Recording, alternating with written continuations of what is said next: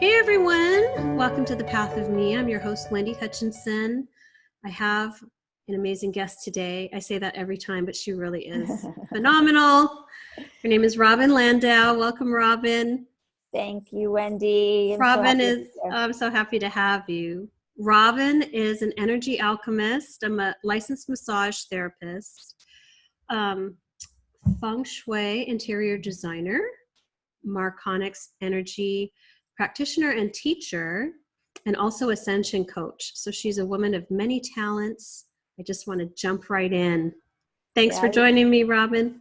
Thank you. I wear many hats. Yes. It's a good thing I'm a hat person. Right? Yeah, right. You always have such great style. One thing I know about you is you have been such a great guide and coach to so many going through this ascension process. I think all of the things that you have brought to the table through your experience with feng shui, 5D feng shui design, massage therapy, healing, Marconics energy, all of it has kind of played such a pivotal role for you in being able to guide people on their journey. I feel like I've been preparing for this moment my whole life. People say that, but I feel like every breadcrumb that I followed along the way, it just all came together, accumulating with the Marconics, actually, because that really just connected all the dots for me. That is so perfect. And we'll get to that, but I'd love to just give a little bit of a backstory so people can identify with the journey you've been on and how you got to where you are currently right now. Which is such a beautiful place. But I know you weren't raised in a religious family, particularly, right? Tell me a little bit about your childhood. Well, my mother came here from Poland when she was 4, and actually 9 months before Hitler invaded her town. Wow. And divine timing. Right. And she always took that as she felt that she was spared for a reason. And I think it was through her children that she realized, that she was leaving a legacy, because really half of her family were just wiped out. Wow. That's so hard. Yeah. And then, and my father was born and raised in America, but they were both they were Orthodox Jews, actually. And then they rebelled against religion, that kind of formalized religion. And so we were raised, as a lot of my peers were, in that time were raised as more being spiritually based than religiously based. So, lox and bagels on Sundays was our, your nod to your heritage. Exactly. As is most New Yorkers now, right? Right. But we always were raised with, love. That love was the answer, and just embracing everyone. And that's I so grew beautiful. up in a very diverse area. So, we just were privileged to be, exposed to a lot. There's something about being raised in a multicultural environment. You just become very tolerant because that's part of your everyday life, is seeing people of different cultures and colors and speaking different languages. And yeah, I remember when I was in college, there were people, from like little, farm tiny towns in the Midwest, and they had no experience being with such diverse people. Eye-opening, right? For sure. I know you were born blind in one eye. Tell me how that shaped you as a person and what that was like for you growing up.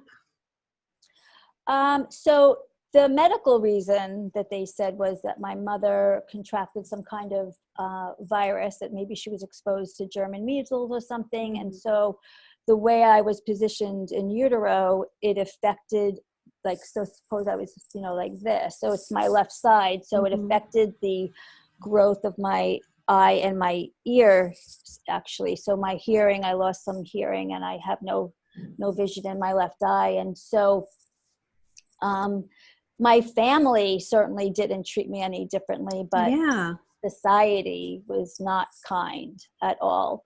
And if it wasn't for a one friend, I probably wouldn't have had any friends. Are you serious? I just find It that was so that hard to bad. believe because, I People, mean, I've been a friend yeah. of yours. I've never thought of you as different in any way. I think you're so beautiful, and Oh, it's just so thank hard to you. believe.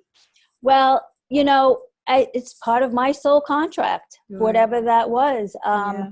But growing up was definitely difficult, but it also made me strong in who I am, and very sensitive to others who feel like they're not part of. But one, as we're speaking, when I was working for a doctor, at that time I became a massage therapist, and I specialize in a condition called lymphedema, which is after breast cancer or prostate cancer surgery, you get a swollen limb. Anyway, one of my patients was a nun, and a very holy person. You think that this person is unconditionally loving, Right. and I'm sure she meant well when she said this. But so she was asking me. She noticed my eye, and I told her I'm blind in one eye, and she looked at me and she said, "Oh, what a shame! You would have been so beautiful." What? And Oh my gosh! so I can't I was. believe that. I was 20. I Oh guess my I was like gosh! 24. So you can imagine. So here I was growing up with all this stuff, then Right. stepping into my power and not really caring. Met my husband, who, in fact, that's what I loved about him, was like he always just thought it was like a lazy eye, and he liked that about me, that Yeah. there was something different. But then Yeah. here's this woman, a nun, who said that, and it really just made such an impression. So then I went through that whole thing of having to prove myself again. I'm not. I would have been pretty if I didn't have. It's so interesting how that one comment, that one person, that offhanded comment can like really take you down and set you back. Exactly, but isn't it part of our journey as we're mastering ourselves? Yes. But first you have to recognize that that's what's happening, and Yes. I didn't recognize that in the moment that that's what was happening. It was only in hindsight In that I remembered retrospect. exactly in retrospect, Yeah. and I just go into gratitude and I thank her because I feel like she was, because she was a nun. See, like I put her on this pedestal, someone that was, well, if she says it, then right. So what's so interesting though is all of that adversity, that we go through in life. I've had my share. Now you're on the other side of it. I really have gone back with gratitude for each and every challenge, every person who challenged me and I felt judged me and made me feel less than. I thank them all because I would not be here in this empowered place without that. And isn't that how we coach our clients? Because if you can get that, when we start taking responsibility and recognizing the triggers, that is, the magic. I think, more than 60-70% of it, if you can just recognize it. Absolutely, because everything is a mirror and reflection of us. Everything. Exactly. So I've never, like, if you were to there was a period of time when I researched and wanted to see if there was some kind of operation, and I went as far as gotten a what they call a shell. So it's like a beautifully painted eyeball you put in, and to kind of make it more aesthetically pleasing or something. Correct. But it was so uncomfortable. It just looked unnatural. You're so beautiful. You don't need that at all. But you asked me, like how that was, and so I went through all of that, and then finally I am just embrace who I am, and self-acceptance. You're like, all right, this is it. This is it. It also helps, once you reach, in your 50s, maturity. Exactly. You just don't. care the same Yes. way. Like life is, my mission is so much bigger than that. Exactly. Exactly. So you've been connected from such an early age. I know when you were really young. Tell me a little bit about that first guide or that first knowing that you had that there was something beside you or with you on this Right. journey. Well, my parents were planning to get divorced before I was conceived, actually, and they ended up, so they stayed together for the sake of me, and then, but there was so much fighting, and so it was not pleasant. I remember hiding under my bed and praying to God to please make it stop and please make it stop, and I always felt a presence but didn't know what that was, didn't really have a concept of God. I mean, I was very young. They ended up divorcing when I was 3, so, but I have memories of that. And then when I was about 4 or 5, I was playing in the playground and nobody would play with me. And my mother was sitting on the bench with the other moms. And I was just so sad. I was so sad and lonely, and remember feeling this. And then I actually, early on, my guide was kind of up here. And I felt this presence, and I felt this presence saying, I'm with you. You're not alone, and I'll always be with you. And so that was I guess what we would consider an imaginary friend, so to speak. And I would speak and have conversations with this entity, being, feeling. Wow. Did that last for a long time? It lasted till, my understanding is that when we reach age 7, we start to separate from that. And probably at that point, when you're starting to be your own person, and this friend of mine came into my life and we were inseparable. And so it's like, when times are bad is when we go into that prayer. When times are good, you tend to don't think about it, right? You're just really living life, and that's for sure. And so I know, when you're feeling vulnerable and kind of separate and different, the high school years can be so hard. They were actually my best years. Were they? Well, so middle school was when it started to turn for me, because I became my own person. So the people that you go to grade school with, were, you're kind of stuck with them because it's your proximity. And then in middle school, you get everybody comes together. And then in high school, I was on the swim team, and I met some friends. But then around junior year-ish, I took a turn, and I got really depressed and got really, having suicidal thoughts, because I just felt like I was fighting with my siblings. That's when they were getting mean with me. That's actually rough. They were 3 you have 3 siblings that are older than you, right? So I'm the baby. You're outnumbered.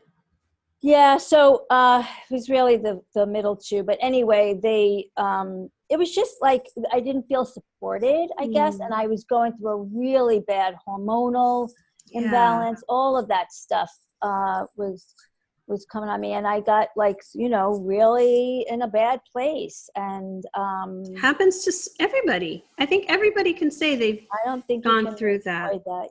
Yeah. But I remember praying to God and saying, I can't do this alone. I need help. I need help. And then 2 weeks later, my first human mentor appeared, and I don't know what I would be without her. I mean, she was really... Wow, that is so incredible. And then I started dating my husband right after, around that same time. You guys have known each other forever, since you're kind of like childhood friends, right? So 7th grade. That's amazing. Yeah. Wow. Congratulations. Yeah, well, both you and your husband are celebrating 30. Yeah, 32 for us and 30 for you. That's a big year. So those milestones, when you look at each other and you go, wow, how did all that time pass? It felt like a blink of an eye, even though you've had this whole lifetime together, right? Oh, yeah. And, it's work. Oh, yes, it is. But I gotta It's not a say, cakewalk. no, but it's when you get to this place, you know, when you're not afraid anymore. I think that's when I realized I wasn't afraid, and then I can really set healthy boundaries. And because when you know someone from that age, you become like, it's like a brother sister. So enmeshed, and your patterns are so entrenched, like your way of relating to each other and interacting, you know, how you respond to each other. Your patterns are so deeply ingrained that if they're not healthy patterns, and we've certainly had our share of that, you have to do a lot of inner work and work as a couple to recognize it and say, okay, I don't want to show up like that anymore. Individually, like we both have kind of done our work on ourselves separately, and then you can show up as a more whole and complete individual to come back as a partner, you know, instead of have that imbalance because of our childhood wounds and histories. And, you know, we all bring our stuff to the table, right? Exactly. But I think in terms of energy, what happens is you start to grow and you start to become this new version of you, and then your partner has that option. You know, it's always a choice. Well, are they going to come up and train up or fall away? And that's where I think couples get tripped up, that it's, you know, and because it's really nothing to take into. It's got to be together. It has to be, like you said, a partnership, right? It can't always just be this. It can't exist in this one-sided relationship. Is with, you know, and I learned that in a very personal way with one of my siblings, my oldest brother. You know, at some point, you know, the relationship was not equal. It wasn't two-way, and I cut ties. I had to. You know, setting boundaries is how we respect and honor ourselves. And as we go on this journey and become more empowered, I know you know this, but I'm just saying this for our viewers, your ability and to set boundaries and what you're willing to tolerate changes. All of a sudden, you start to know that you add value here, and you're not going to be disrespected or disregarded, and you are going to be heard, and you are going to align with your truth. Exactly. And it takes a lot of courage to do so sometimes, especially with a close family member. Especially being the youngest, and you know, always put your siblings, you know, you always looked up to them and tried to emulate them, but it was a hard lesson, but you know, it was an invaluable lesson. Empowering at the same time, because you chose you know, and I think that's without closing my heart, because actually this brother passed away 2013, and but I was there for him at the end. You know, it wasn't like I closed my heart. That's a really important part of that. Like there wasn't like a huge karmic thing that happened as a result. It was done with love, and you were able to come back and have that time. I think I taught the family. It was a family lesson too, because it involved everyone. Obviously, of course, everyone's impacted for sure. I'm so curious to ask you about these dreams. You had 2 or 3 dreams that were very recurring for you, and I'm just so interested to know about them. So I don't know how many of your viewers, but like when you're 9 and 10. They say, because I took a dreaming workshop, they say those years, 9 and 10, are very formative. They help us. They're kind of planting seeds for us for the future. And so when a couple of dreams that I had were, I was 9 or 10 at the time. And at that time I had very short pixie style hair. And in the dream, though, I was in my 20s, and I had long hair, and I kept it in like a high pony type of thing. And I lived in a glass house. I love that. there was like a bat phone, like that red phone from Batman. Yeah. And it would blink and it would just light up, and I know that I would answer it, and I'd never, in my mind's eye would hear it, and they'd be telling me my next assignment type of thing.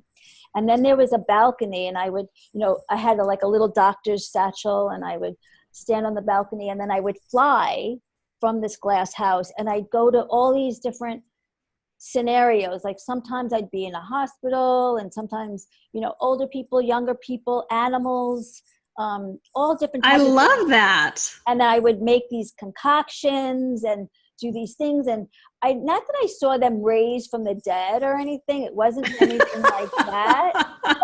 But I would be working. I'd be doing healing, or you were being in It was service to definitely them. Yeah. healing. And so, mind you, so this was a reoccurring dream for like a year or more. Wow. Even. And it wasn't, so now I forgot about it. And then when I was in my 20s and I had long hair and I became a massage therapist, because you have to understand, I was actually corporate America bound. I wanted to, be part of that. Have the dream, right? And so that massage was dream. Really the furthest thing from my mind, but obviously Till you were guided. I was guided. And so I was with a client, and they asked me, so how'd you get into this? And I went through my spiel of how I got into it. And in that moment, I remembered my dream from when I was 9 or 10. I'm like, oh my goodness. Like, I was supposed to be a healer from like the very beginning. And I was doing house calls at that time. So like, oh my gosh, it was very similar. The metaphor. It was very similar.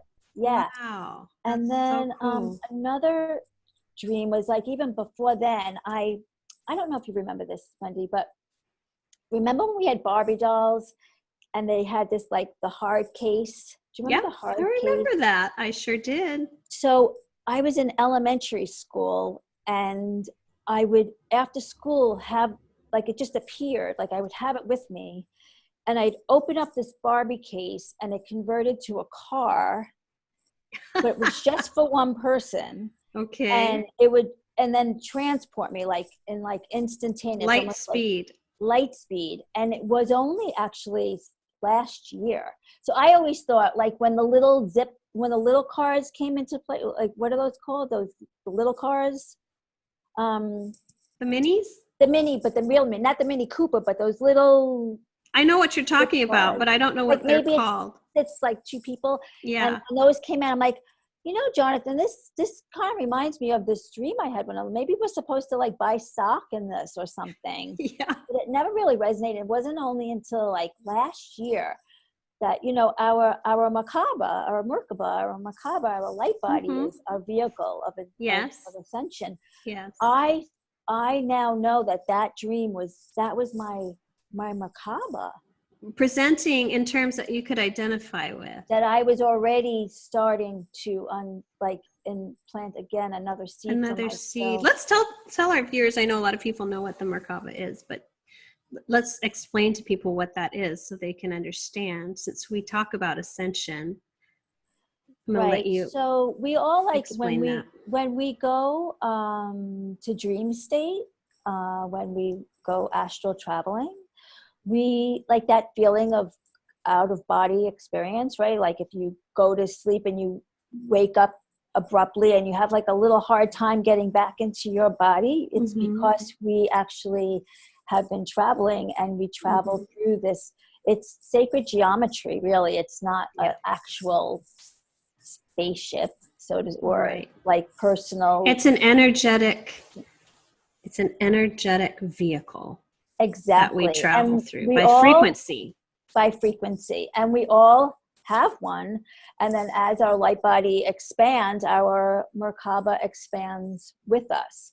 And it's very important for people to know that when you go for any type of energy work, that if they start to manipulate your Merkaba, that is a big no. You and your team are in control of that. And so I, before, had someone that claimed to give me an upgrade.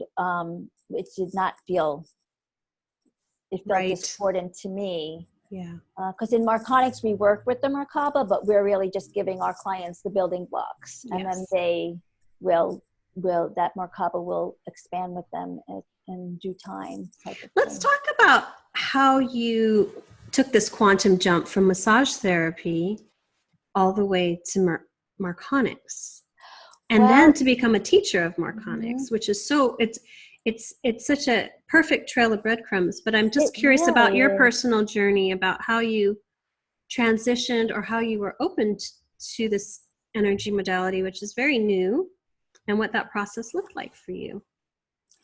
Well, like I shared, becoming a massage therapist I was guided to do that. And then as soon as I graduated from massage school, I landed an amazing job with a prominent doctor in New York City. And I specialized in a condition, as I mentioned before, lymphedema. And then that led me to opening up my own private practice and raising a family. And then in 2008, I was experiencing like pretty severe joint pain in my wrists and my knees. And I got concerned. I'm like, how am I going to do this for another 20 years at this rate? And so it is physical. It's very physical. It's and you're standing. Yeah. So, so your joints are getting the brunt of it. So I was having a conversation with my father, my ailing father. He was dying at that point, and just in conversation, he said, "Well, what makes you, what gives you joy? What excites you?" And I kind of just mentioned, well, I like design. I like interior design, and so he encouraged me to go to interior design school, which I did. There was a school not far from my home. I was able to incorporate it at night, so it didn't interfere with my family. And is that where you met your next mentor? Is that where you found the feng shui, or was that a different? Well, so no, I met Andy when at this. Oh no! Oh dear. Oh dear, sorry about that. That's okay. I met Andy actually. So at the same time that I met my first mentor, Marilyn, when I was depressed and whatnot, a friend of mine said, let's take a weekend workshop on learning about chakras. And I took this weekend workshop, and I was just very, I don't know, this person just left a very deep impression. I kind of followed her journey. She went from just teaching about chakras to becoming a feng shui expert and an author, and teaching at Omega and whatnot. Wow. And then in 2000, so I became an interior designer in 2008. And then we had Hurricane Irene in 2011, and I got very sick. And it took me about 2 months to clear this upper respiratory infection. And then in 2012, we had Superstorm Sandy, and my town, which is a beach town, got devastated. And so I got that same condition that I got in 2011 from Irene, but it was not going away. Everything, I actually got, my husband had taken me to the emergency room because my throat closed up. And it was serious. So went to the ENT, and they said it's not mold related, because I thought it was mold related from the storm and whatnot. And so in meditation, I got the clear message to contact Andy, who I had worked with 25 years before. Wow. I did a Google search. There was a phone number. Oh my gosh. Called her and set up an appointment. And in 3 sessions, I was cleared. And she did some, she said it was something between the 4th and 5th chakra and whatever. And we did a bunch of stuff we did together. And then she goes, it's very interesting that you should contact me at this time. And she invited me she was teaching about 5D. And I started going to her workshops. And then the next assignment came in to Robin. You need to, because you have to understand, I became an interior designer. Right. Hurricane Sandy happened. My massage clients became my interior design clients. Perfect. Yeah. So I started seeing, if I was working with them with anxiety and depression or whatever they were dealing with, I would go into their homes and I would sense the same energetic blueprints, that signature. It's very, you could start to recognize those very signatures. Strong. Yeah. And so I said, there's got to be a relationship to this. Right. What I'm feeling in their energetic bodies, I can sense in their environment. So Andy was retired as a feng shui teacher at that time. She was focusing her workshops on the 5D stuff. And so I said, Andy, I'm really feeling pulled to do feng shui. Which class, which course do you recommend? Because there was a lot to choose from. And then I guess someone else asked her a similar, said the similar thing. So the universe was guiding her to create the course at that time. So she created a 5D feng shui using everything we knew: Bach essences, a Ho'oponopono. We were trained in Black Hat Sect, which is a much more esoteric feng shui philosophy. So she combined all of these things, numerology, just was layered. This was a really intensive course. It wasn't just like a weekend workshop. It was intensive. Oh no, it was not like only a year long. How long was it? It was actually 6 months. We met one weekend a month, but in between you would have private sessions with Andy, because she was also a psychotherapist. So what an incredible combination. I need her number. I want to get her on my show. She is on. She sounds phenomenal. She is phenomenal, and she is wow. I'm in such gratitude to her. So she came back with Marconic. She's the one that just, I guess she found, someone told her, I don't even know how that happened. And she came home from taking level 1 and 2 and being recalibrated. And I think out of the class of, I guess we were about 25 students in that workshop, about 6 of us jumped on it. And the rest is history, as they say. Is history. Because I've always known, because like I mentioned, I'm all about empowering my clients, and I've always known that I was just a conduit. I always knew that I was giving my clients permission to heal. Yeah. And so Marconics, what I love about Marconics so much is that that's what it's doing. It's putting the power back in your client. Yes. This is for those of you who don't know what Marconics is, it's an ascension modality, which means we are working to raise your vibration and energetic signature and align you with the unified field, which is the energy of yourself with the energy of the earth and universe. And it's a multi-dimensional energy. And what we're doing is pretty much reconnecting the individual back to themselves. Exactly. Because if you think about it, we were just this ball of light, right? We all started out as a ball of light. And just how Prime Creator wanted to have as many experiences as it could and created billions of souls. Our Oversoul wanted to have as many experiences as it could, and so we fractaled, right? Like think of it as how a crystal, when you shine a light and that beam starts to spread out. And so that was part of this whole experiment of feeling separate from ourselves. And that's when religion came in and all these other things that made us feel separate and fearful of, so we put God as someone outside of us when instead of it being a part of us. Exactly. Yes. So now we have the opportunity to integrate back into our wholeness, right? All those pieces of us that got separated just come together. And that's what we're achieving with Marconics. I mean, there are other paths up the mountain as well, but of course, Marconics is that accelerated. It's like pulling the Band-Aid off so that we can really remember who we are. It Because not really only, does awaken you to remembering who you are in a very powerful way, and it's it, very fast. yes, yes, yes. And it's not just, it's not just multidimensional, but it's full spectrum. And that's really what excites me, is because it has in it, it has everything that came before, and that's still continuing, because we know that Marconics is a consciousness in and of itself.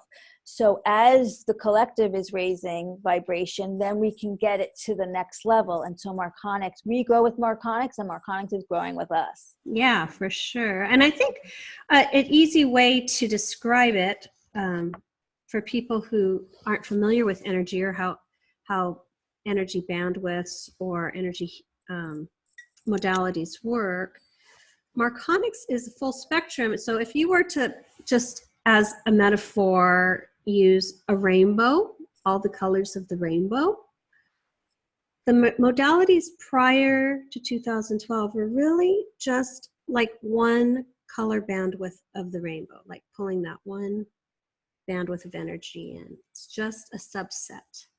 Whereas that full spectrum is like Marconics is actually pulling that full spectrum, all the frequencies of the rainbow down. All the colors, exactly. Into the session to align that client with their higher selves, their highest and best potential, and their connection, which is often lost in our society because of that fear you're talking about, right, Robin?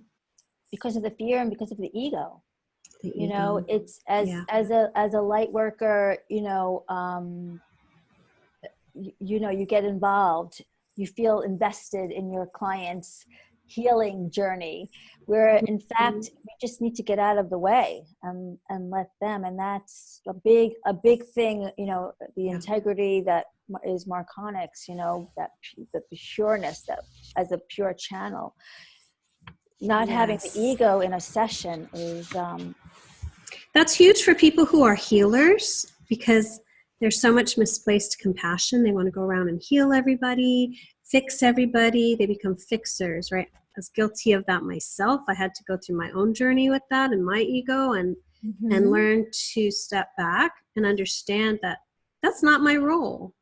That is misplaced compassion. That's the ego wanting to fix everybody and everything, not just in clients, but in life, right? I had to do a lot of deep inner work around that. I think that's part of the problem of why this is our 7th and final attempt for Ascension, because the light workers tend to get stuck in that, because it defined us for so many lifetimes. It defines us of who we are as, I'm a healer. And so therefore, I need to feel like I'm healing. Until we realize that every single person can self-heal when they connect and have that alignment with self. Exactly. So they can heal themselves. That's right.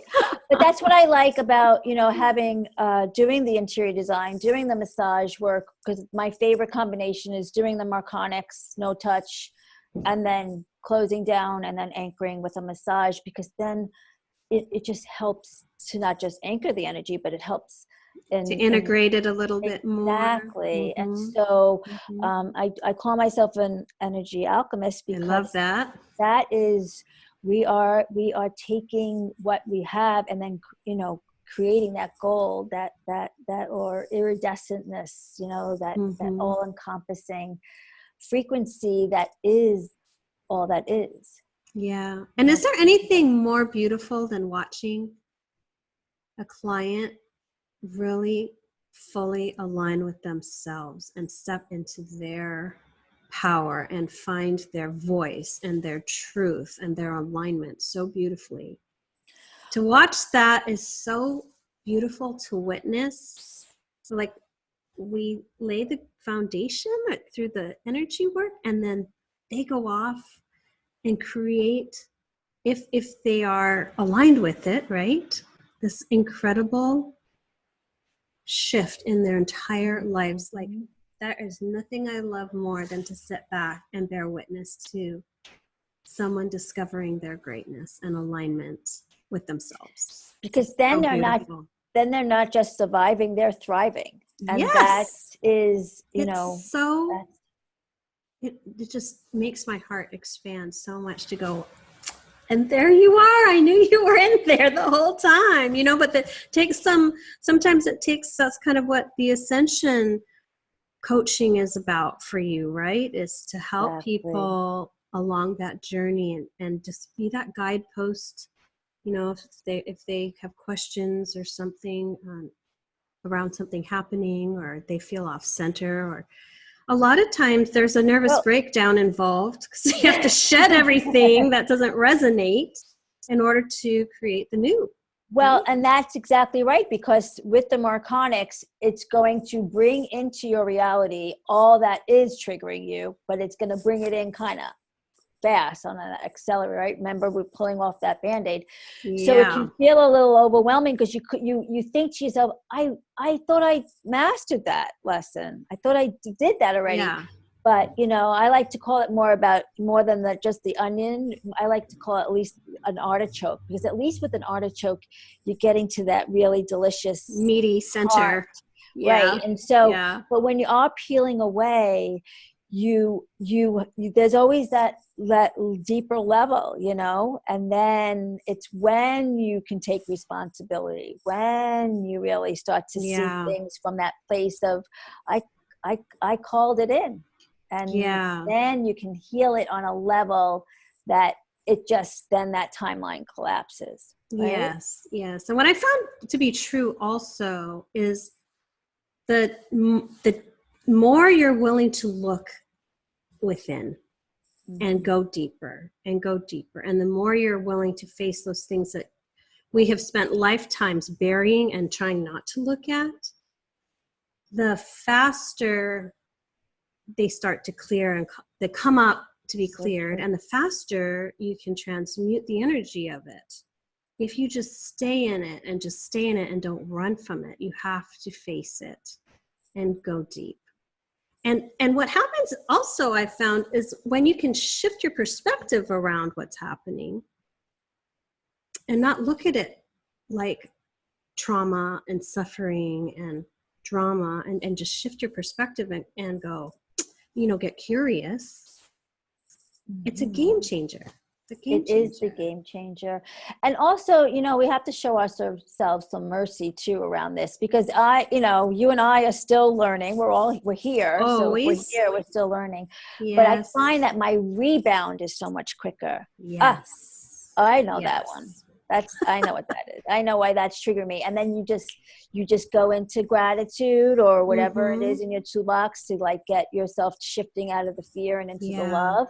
But so your rebound is quicker, and then, you know, you just start to raise up from there. And then you know that you've healed it when that same situation presents again, but there's not that emotional hook. Now you're just observing it like, right, because we want to feel it all, right? We want to feel all of our emotions, but we don't want to hold on. So I like to tell my clients, you know, kind of feel it like a screen door. It just comes in, passes, feel it, and then you let it pass through you. Don't hold on to it. Right. Or like a breeze, just kind of like a breeze move through it. Door, right. Just allow it. Don't resist it.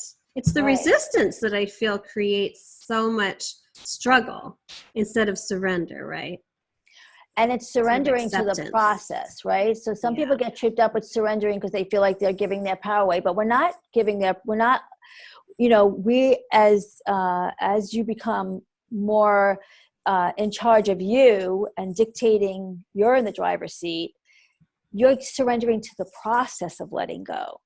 Exactly. You're not surrendering and just yourself. You're not surrendering yourself. Exactly. You're just accepting the process and being like, okay, where is this going to take me, and how do I navigate through it?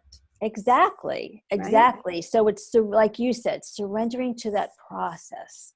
Yeah. You know, I let go of what no longer serves me. I let go of what's not in alignment. Yes. It's not a vibrational match.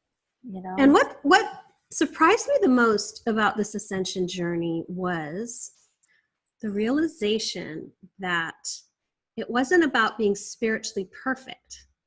Because I had these perfectionist tendencies. So I thought, oh, if I'm on this ascension journey, that means I need to be perfect. And then life becomes perfect. That was the biggest joke on me because it wasn't that at all, of course. I had to learn to, it wasn't about being perfect. It was about learning how to show up with a higher perspective and an open heart in difficult circumstances, because life still happens. Stuff keeps coming, Right. but learning how to be more open-hearted and compassionate and detached emotionally from it, and responding in a higher, more Exactly. Well, I'm a Virgo, elevated so I know way. all about perfectionism. I was a terrible perfectionist. That was my contract. I was like, I'm going to throw that in. It's going to be so fun. I was exhausted. I was exhausted for years trying to make everybody happy, and make everything perfect, But even now, like, so even during the holidays, let's just say, for example, setting a table, Mm-hmm. I enjoy it now. And if you don't have enough, and you have to mismatch, it It's becomes less. fine. It's It's all fine. more than fine. It almost, but now, so now I bring it to, because I still love all of that, Right. but it's not controlling It's a me. different energy. It's a It's different different. energy. It's Yeah. more like it's just compassion and love, and just everything comes together perfectly and right on time. That's just what I know. Whatever it looks like, it's exactly what it needs to be right now, right on time. And when you can embrace that, you can really just untether yourself from that need to control all of it, because you don't need to control it. It's all perfect and right on time. Even if it looks like a shit show, it's exactly what needs to be happening right now. Right? It's true. So that was a real empowering realization for me. But Robin, I wanted to ask you real quick before we run out of time, how you decided to become a Morconics teacher. I know you're a practitioner for a Oh. while. What was the tipping point for you? Well, I knew I was going to be a teacher of something. Mm-hmm. I knew that, and at the same time that I was doing Marconics, I was working with tuning fork modality, which I loved. It was very powerful, and when you in Marconics, you kind of start to have to realize that sometimes you resonate out of certain things. But I was doing the tuning fork work, and I had gone to, I guess, an advanced practitioner retreat, and had my Omega protocol. Mm-hmm. And after that weekend, on my way home, actually, from that weekend up in Cape Cod, I started getting this feeling that I should be a teacher of Marconics. Wow. And I was like, really? I'm like, because in order to be a teacher of Marconics, you really have to Step away from those other energy modalities. Yes. And let's just be clear, the reason why they ask you to do that is because as a teacher of Marconics, we want to convey the information in its purest form. And so if my vibration, if I'm working with other modalities and I'm kind of yo-yoing. Up and down. It can really create torque and tension in your field energetically. So you want to keep your vibration optimally high, right, as you're sharing this information with your students. So, and I wasn't really ready to do that. And I heard that it's time. And so I'm like, all right, if this is what I want to make sure that this was coming from me. Mm-hmm. And so I said so let me just preface to say, I don't know, 10 years ago, whatnot, numbers were a big thing. I'd see the 111. The confirmations, the confirmational nod. Exactly. But then the cosmic winks, but I wasn't seeing them for a long time. They would, I had my other signals. And so I'm like, all right, if this is what you want me to do, then you need to show me a 333, a 444, and a 555, and you have 24 hours to do this. So that was my this is what I needed. That was your ask, your confirmation That was my ask. ask. And so as soon as I was going off the highway, and there's a long strip in my town that just recently got switched from 40 miles an hour to 30 miles an hour. And must have been that weekend, because I never noticed it before, but on the road, so it was a three lane road, and it said 30, 30, 30 like mph, like written on the asphalt. And in numerology, zeros are like, think of zeros as potential, right? So it's a 303030. So that was like maybe 25 minutes in, like after I asked for these signs, that I saw the 333. I'm like, all right, I'll give you this one. I'll give it to you. It wasn't, you skeptic, you. So now the next day, oh, I remember. So the next day, there was on Facebook, one of in Marconics, we belong to a practitioner page, and we share information. And the founders, Allison and Lisa, are on it. And there was someone posted an old video, and I'm sure you remember this one, where they talked about the unicorns. Yes. Why the unicorns weren't on Noah's Ark.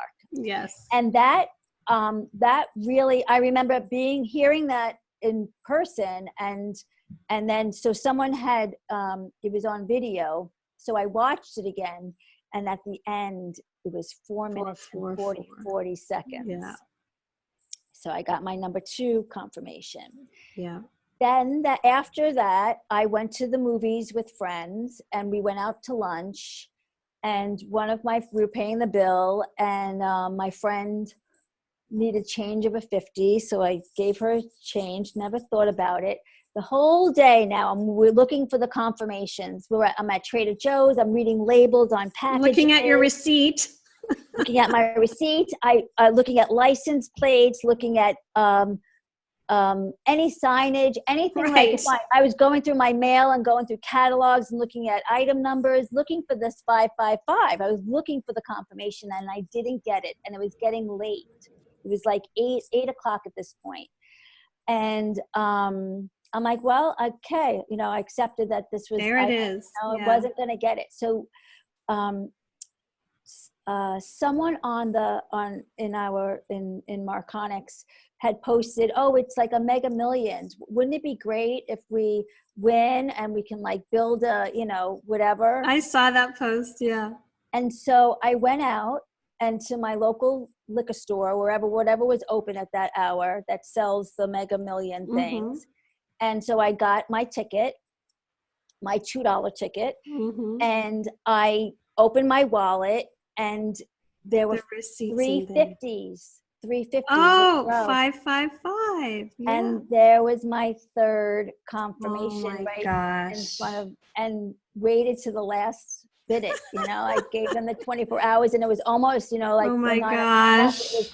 And so the next day I applied to be a teacher and never looked back.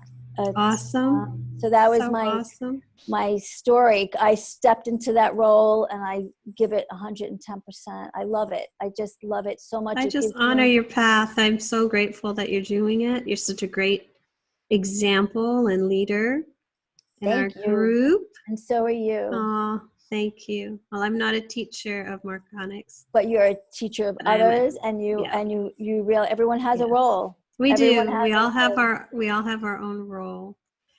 But it certainly has changed my life, and I know it's changed yours. What I'm really feeling called to share, though, is what I feel is happening is a lot of people are, everyone's on an ascension path, whether it looks like it or not. Every soul is growing through this earth experience and this human life. But what I'm finding, or observing, I should say, is there's a reluctance of people to let go of what's comfortable and to open themselves up to something new, to go in a new direction, or maybe they feel like they've plateaued in some way in their spiritual practices, because people have been using a lot of these same tools which worked perfectly in the third dimensional reality. But as we are ascending as a planet, as a species, as humanity's elevating, the vibration is rising as well, which means I'm just encouraging people to look beyond what is comfortable, because we all need to grow and expand and evolve here. And sometimes we get so tied to something, it actually starts to hold us back and hinder us a little bit, because we're not willing to take a next step or to explore things that are outside of what's known and comfortable, Yeah, for sure. I don't know if you've noticed that, but I've really noticed that with a lot of spiritual people around me. It's interesting as we're looking, as a teacher, we need to find places to teach classes and whatnot. Mm-hmm. And I find that some of the spiritual community have not been very welcoming.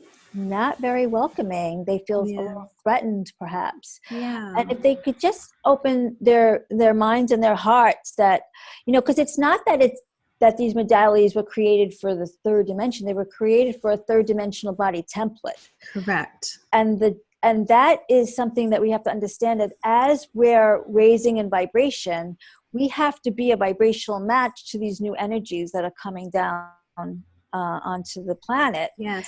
And that's why things like Marconics were gifted to us, so that we can be calibrated in order to be a match for these vibrations, because that's really why we're being short wired. The amount of anxiety and depression, and all those are just quick fixes. Things like, some of these modalities aren't really addressing what I feel is the culprit, which is the emotional. And well, it's not really addressing things on a resonant frequency. Exactly. Very well said. So if you're not addressing these things with the current energetic body that the person is holding, exactly, you're actually going to feel worse, but you keep going back thinking it's going to get better. It's not. You're going to have to allow your mindset and consciousness to expand a little, because there are these modalities like Marconics out here to help you, adjust and align with yourself in that new frequency. And we help to take you and align you with your new light body. We are going to light body from carbon based. There's an energetic vibrational shift. And science is really catching up and pacing us, which is so beautiful, because now things are starting to be confirmed, like that the Earth's core is temperature is shifting. Our true north, navigational north, is shifting because there's a polar, possibly polar shift happening, because the magnetic north is shifting, indicating that our planet's vibration is shifting through the Schumann resonance. Higher frequencies are hitting the planet. There's a huge amount of science that is supporting what we're seeing. And if you live on this planet, and the planet is going through all of this clearing through fire, flood, natural disaster, all of these things are happening around us, you can't tell me that humanity, which is existing on our planet's surface, is not going to need to adjust and adapt. We are doing it, but those who are not consciously doing it are going to feel a little more torque and friction and resistance, because they're not consciously aware of what's happening. So they're still clinging to a lot of the old mindsets and fears and paradigms and programs, not to mention, some of the older modalities that aren't really serving the new body template. That's my thoughts about it. I agree. But, it has to be a choice. We always knew that that it was a choice. That's true. And everybody is free to make their own choice. And everyone is free. And as far as, Prime Creator is concerned, it's all good. It's a free will zone. There's no wrong answers. So we all end up where we need to be. We all, and the timing that they need to be in, right? So, Absolutely. um, Absolutely. So but true. those of us that are, like I shared why I'm passionate about Marconics, because I always knew there was something to put the power back in the people. And that, this is because then as they heal themselves, and they go out into the world and they help others. That's how. Exactly. There's a ripple That's, effect because every yes, single person who becomes aligned with their higher self to source is radiating and glowing and emitting this higher frequency. And they're in turn touching all the people in their circle. Just by exactly, being themselves. They don't even have to be a practitioner, or just exactly, by being themselves and exactly, walking the planetary exactly, surface, they are exactly. serving humanity, at a higher vibration. So it's that ripple effect that is so beautiful. And Robin, I'm so bummed we're out of time. We have to have a part 2 because Yeah, sure. Anytime, we could anytime. There's so we much just we can scratched the cover there. surface of everything, and I want to get a little bit deeper into your work and talk about ascension, just have a conversation about ascension because we're both so passionate about that topic. But real quickly, where can people find you? So they can find me at robinjoylandau.com, or Okay, you can marconics.com, which has a wealth of information on there. great. So I'm on Facebook, Instagram, you can find me. Awesome. I'll So put all Robin's information at the end of our conversation, and also I'll put her website below. But we're going to have to sign off because this hour just slipped by us. I'm kind of sad that we feel like we're just getting into the meat of everything. But Robin, thank you thank for being you. such a beautiful guest and Thank for creating you. Love space in you. your life to show up for me here. And to my audience, I love you all. Be kind Thank to you as well. yourselves. Be kind to yourselves today. Love yourselves. And we'll see you next time. We'll talk to you later. Bye. Bye.